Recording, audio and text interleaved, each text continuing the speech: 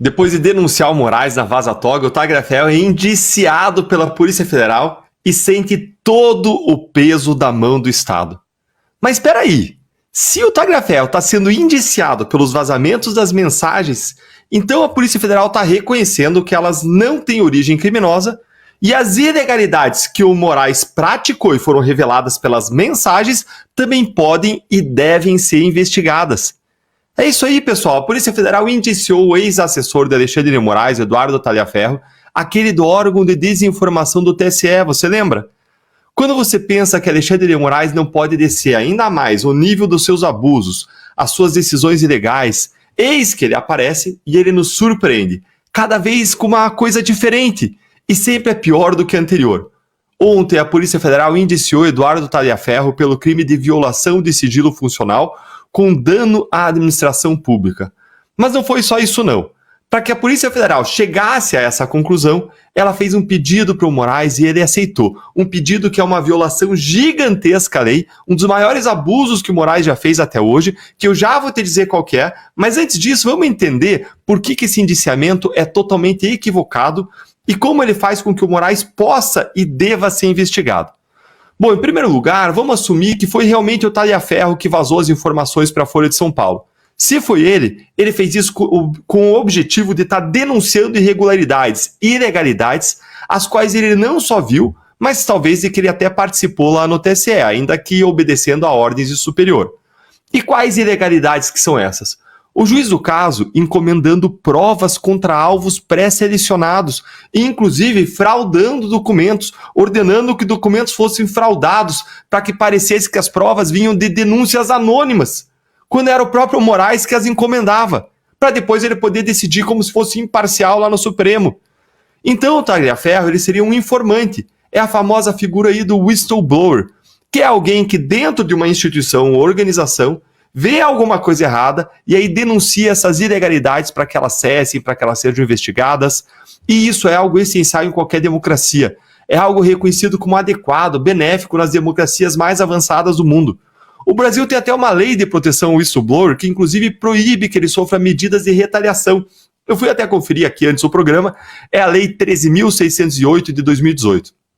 Então, o que o Tagliaferro fez, assumindo que foi ele que fez isso, né? Supondo que é ele o autor dos vazamentos, o que ele fez foi algo legal, algo que é legítimo, algo que atendeu o interesse público. De modo que a conduta dele se torna atípica. O que eu quero dizer com isso? Não configura um crime revelar o segredo da sua profissão, o segredo funcional, porque nesse caso, a lei que proíbe a divulgação das informações não se aplica por ele, porque ele fez isso em nome de interesse público e para revelar ilegalidades e até crimes. Aliás, tem uma obrigação do servidor público de informar crimes. Isso está previsto lá na Lei de Contravenções Penais. Então, o Tagliaferro ele não pode ser punido por algo que, segundo a própria lei, é uma obrigação dele. Ele não pode sofrer uma punição por algo que ele está obrigado a fazer, segundo a própria lei.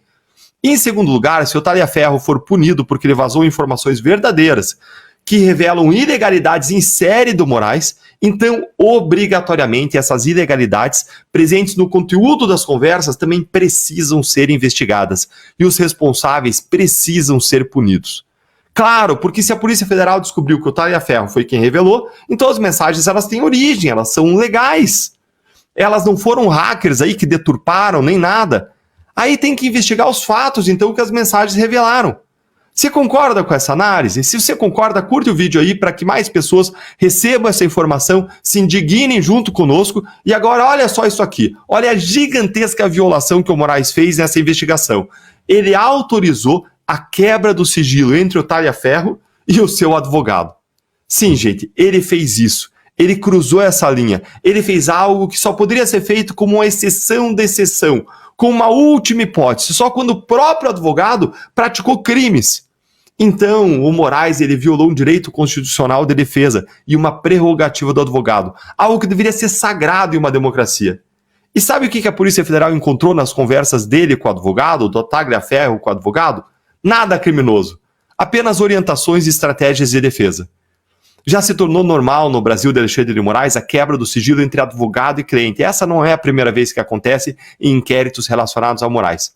No caso da família Mantovani, outras pessoas foram amassadas pelo peso da mão do Estado, como está sendo agora e vai ser o Talhaferro. A Polícia Federal juntou conversas do advogado com o cliente no relatório final da investigação. E o delegado foi punido? Não, é claro que não foi.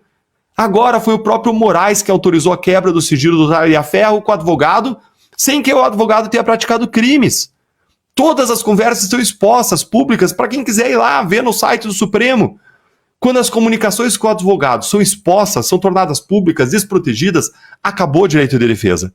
Nada disso está salvo de Moraes mais. Não há mais limites, não há mais respeito à lei, nada é sagrado mais, tudo pode ser feito em nome da defesa da democracia. É claro, ele pode dizer, eu sou a democracia. E a OAB? A OAB só faz notinha de repúdio, diz que está acompanhando os casos. A submissão e a covardia da OAB são de dar asco e vergonha a qualquer advogado brasileiro que se preze. Rui Barbosa, a essas alturas, deve estar entrando em combustão no túmulo. Não é não só se revirando, não. Entrando em combustão.